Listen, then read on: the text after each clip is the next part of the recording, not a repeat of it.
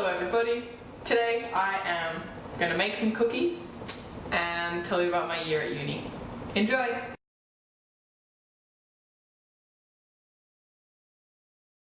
So, I've been meaning to make a video about what it was like going to uni in a different state and just sort of what I learned from my first year for ages. Initially I was actually going to make a what I learned in my first semester at uni video. Before I'd got around to filming that, I'd finished a year at uni, so I figured I should make it what I learned in my first year at uni video. Hopefully this works out. I've never really done a long unscripted video before. Let's see how it goes. So I thought what I might do is kind of split it up a little bit into kind of like academic and social, vaguely, something like that. But I'll start off with just kind of like a bit of a general overview. So I moved to a city about 8 hours drive from where I live. I moved to Canberra for uni this year, at the start of this year. And I didn't know anyone at all that lived in Canberra. And that was pretty daunting, and before I left I was definitely quite nervous, but despite that I would still say that it's been... I think the move was harder than I thought it was going to be honest. Not so much like from a uni point of view, that was okay, but I found the social bit harder than I thought I would, to be honest, so I might as well start off with some of the social stuff.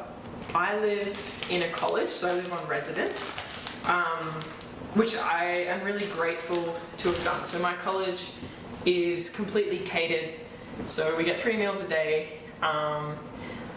You get your own room, but you share bathrooms. It's a bit of a soft entry into living away from home, I guess, because you still don't have to cook, you still don't have to... I don't know, you still don't have to live completely independently, basically. You're a lot more independent than when you live at home with your parents, but you're not just completely thrown out on your own. I'm sure I could have managed to move out into a share house or something like that, but I was really grateful to be able to live in a college. It just made things a lot easier, and also everyone else there, for the most part, is also moving from a different city, so people are very keen to make friends and things like that because people are in the same boat as you.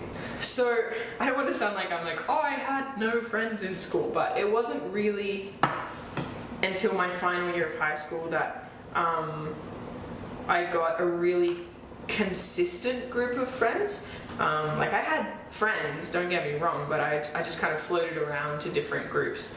And yeah, so in year 12 I sort of got one group of friends, and you know, I knew who I was going to sit with every lunchtime, and it was actually a similar thing with my church friends. I kind of got really involved with them and really close with them in my last year. So I think that made it much harder for me moving away, because I just finally got this like sense of close friendship with these people, and then all of a sudden I had to leave it. So that was tricky going in. As I said, in a college everyone else is there to make friends as well, so especially in orientation week, you know, you meet so many different people, and you know, it's like, hey, where are you from, what are you studying? And that's kind of a fun time because you don't know which friendships are going to end up being like your permanent friendships. I mean, everyone's nice and that's great, but I remember I spent a fair bit of time in O Week with some people who now I barely know at all, and that was just really interesting, who you sort of think are going to be your friends and then who actually turn out to be your friends. O Week is like hectically busy, so many events, super tiring. You're trying to like learn your way around a new city and around your college, which I got lost so many times. You're trying to navigate a whole new group of people and away from your parents, potentially for the first time. It was, yeah, O Week was exhausting on the whole. I made friends, it was a good time, but I was exhausted by the end of it.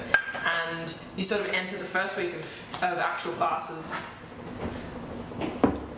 feeling a bit more connected, but I don't know if I'd say I felt very settled at the end of a week. So fast forwarding a little bit, something that surprised me was, I don't know, there's this kind of idea that, especially if you live in a college, that you won't make any friends in your classes, that you'll just make friends with the people that you live with. For me, that wasn't the case. So I have actually made a number of my closest friends through my classes. Like, not in big lecture halls, but people in your tutorials and in your practical groups and stuff like that. So I guess the lesson I learnt there is to be willing to actually talk to people in your classes. Don't just like sit there with your nose in a book and just ignore the rest of the world, because they might be some really great people to be friends with. Something else I had to learn in that kind of social area is that you have to be okay with people not wanting to be your friend. And that sounds super dramatic, but also like super immature and like something out of primary school. But hear me out. Without going into specifics, there were some people who I thought were going to be sort of my closest friends, and that didn't transpire. There was no big falling out, there was no drama, nothing like that. And I had to just accept that like not everybody wants to be your closest friend, and that's cool, that's totally fine. I had to learn to, I don't know, manage my expectations maybe, and just let things evolve naturally as they're going to, and not place all this pressure on a certain friendship and be like, this person's gonna be my best friend ever. Like, that's not necessarily the case. But I have found friends in places I didn't expect to. Like I said, classes, but also just friends through mutual friends who have ended up being super close, or just meeting older year students has been really cool. So I guess in summary, what I'm trying to say is, don't place too many expectations on the friendships that you're going to make, and just be open to talking to everyone, because you never know where your good friends are going to come from. Something that I did want to touch on briefly, which I found challenging, was seeing some of my friends at college adjust to living away from home more easily than I did. I found it quite challenging to see one of my close friends just sort of settle in to Canberra really easily, and settle into their new friendship groups and their new church and their classes, and to just seem super comfortable quite quickly, where I still felt really homesick at times and really out of place, and like still struggling to feel settled at all in that new environment. And she seemed to be already pretty set, and whilst obviously I was happy that she felt comfortable there, I was a bit jealous, and I also felt a bit insecure. I was like, am I just being childlike, you know, too attached to home? I miss my old friends, and I don't know, was I not embracing my new life enough? I was jealous that she was comfortable already when I was still finding it really hard, and that was something that I hadn't anticipated having to face. I guess that's another thing that I learned is, everyone will adjust at a different rate, and that's okay. It's alright if it takes you longer than other people. So I'm out of plain flour. That's very frustrating. Do you want to come to the shops? We could try it. Why not?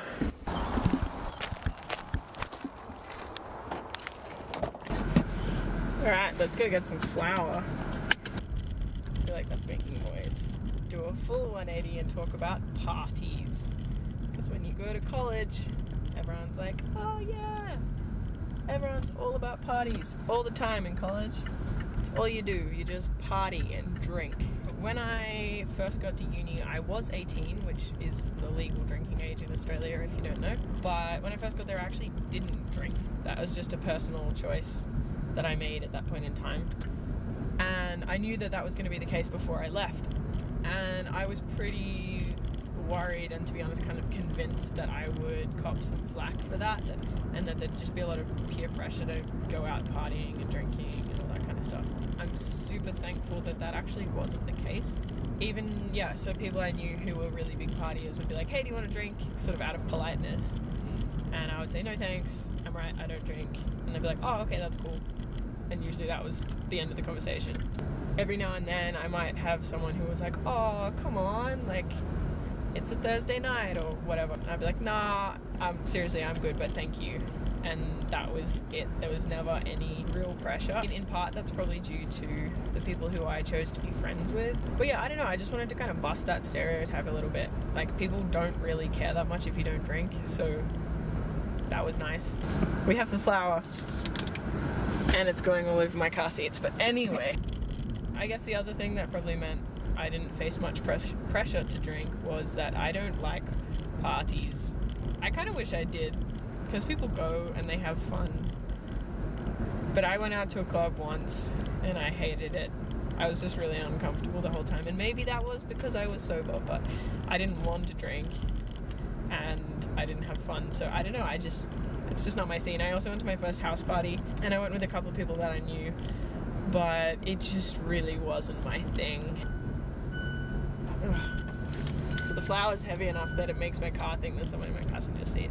I did, however, go to plenty of gigs. Unfortunately, Canberra does not have a particularly good live music scene, but my old head of music at school once said to me something along the lines of, it's never a bad idea to go to a gig, or something like that. And I probably took that a little bit too much to heart. I went to a gig the night before one of my exams, but it was fine. My exam wasn't until like 2 p.m. and I did well in that class, so it's okay. Not advocating that, just on a side note, but nonetheless. Yeah, so for me, I didn't want to go out and party, but I wanted to go out and listen to music, and so I did that. What's the moral of this story? Not all the stereotypes about college are true. It's not just parties. If you want that, it can be, but it doesn't have to be, so try not to be too nervous about that. Just find like-minded people. They'll be there. They're big enough communities that they'll be there. I think we've probably reached the end of our social bit. So I might move on to academic, head back inside, finish baking these cookies. What an effort. Alright, let's go. Hi, Murph. Hey, man. Come on, let's go.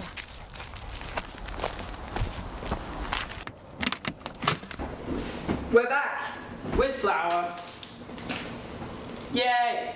I'm now going to talk about some academic stuff.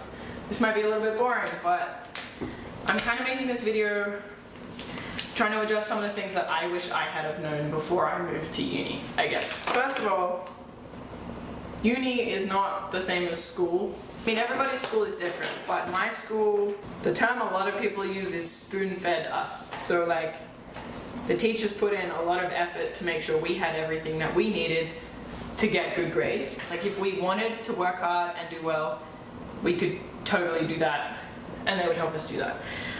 Whereas, when you move to uni, it's not that they don't care about your learning, but there's like not that same level of commitment to make you do well. They're kind of like, well, if you want to do the work, that's cool. If you don't, you're lost.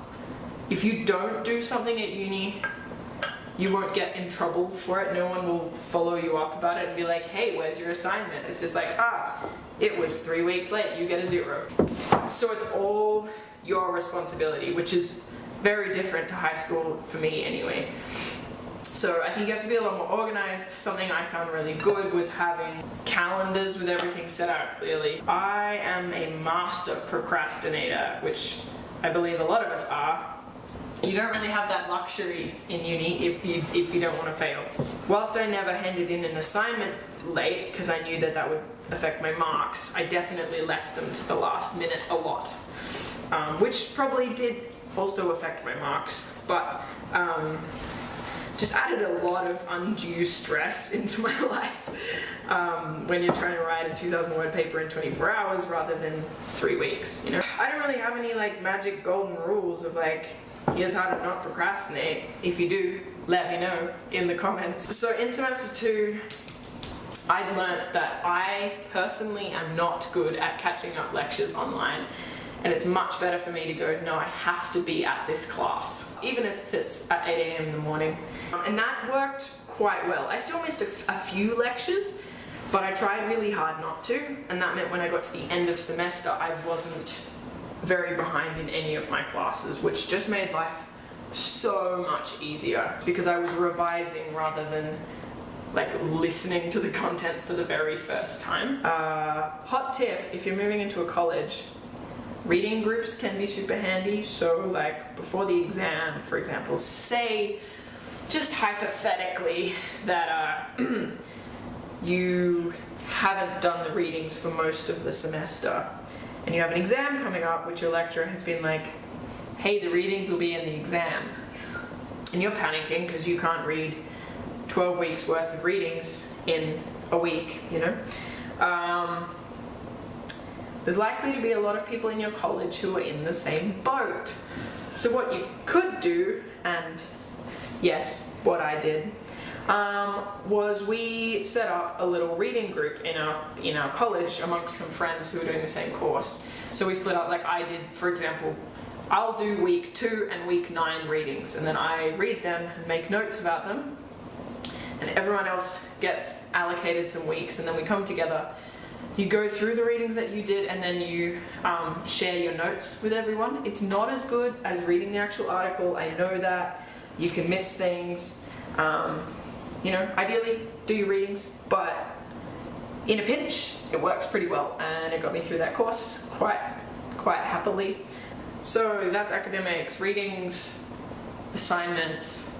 I guess one final academic thing would be recognize that you're not going to love every course. I think there's this perception that when you go to uni, you're suddenly, you know, you're choosing your subject, right? So you should only do things that you really enjoy. But some courses are useful without being fun.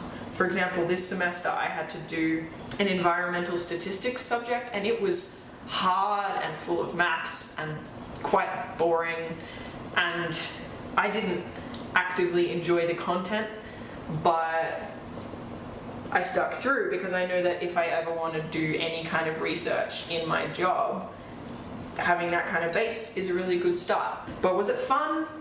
No. Was it hard? Definitely.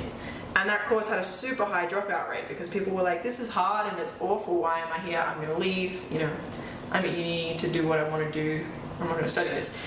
But I think just, yeah, when you're choosing subjects, don't just pick the fun ones, pick the ones that you think will help you in the long run. I mean, overall, you should be enjoying your course content somewhat, because otherwise you might be studying the wrong thing.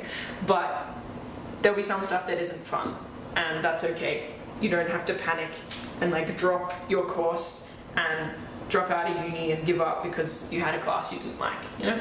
Also, first year subjects, having just done first year subjects are so broad that it can feel kind of pointless. I've now just enrolled in my second year subjects, and they start to be a lot more specific, and I get to choose stuff that's more related to where I want to go in the future. So I certainly had some points throughout the year where I was like, wow, am I even in the right degree? Like, this is so broad. I don't feel like I'm learning what I want to be learning. Have I made a bad decision? What am I doing?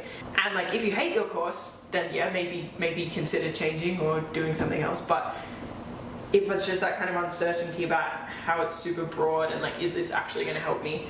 Maybe stick it out, or like have a look at your second year subjects and start to plan towards that, and use that to decide whether what you're doing is relevant. Sorry, I got real dark in here. I hope that's better. I think that's the end of kind of my academic advice. I've only done first year, so I'm not super qualified to give advice. I'm almost at the end of my cookie baking, so I guess I should kind of do some kind of wrap up. People say to me, how's your year been? And I say instinctively, it's been great, I loved it. Which is true, it has been a good year, and I am glad that I moved, and I think it was the right decision. But I think there's pressure on people who make a risky decision where I feel like I have to justify it, like, oh, you took a risk moving away, was it worth it? Yeah, it was totally worth it, like it was great, I loved every minute, which is not true. It was hard. There were times I was lonely, I was really homesick, I was sad, or I had just lost people who I thought were my close friends, or I was just stressed. It hasn't all been sunshine and rainbows, and that's okay, because overall I know that I made the right call. And I think that's been important for me to recognize, because there's been times throughout the year when I was like, wow, have I made a mistake? You know, am I happy here? And I can look back now and say it was a good decision. And I'm going back next year and I'm living at the same college, and I'm excited to find out what my new subjects are like and to meet new people and to help welcome the new first years into our college. That's going to be crazy because I won't be a first year anymore.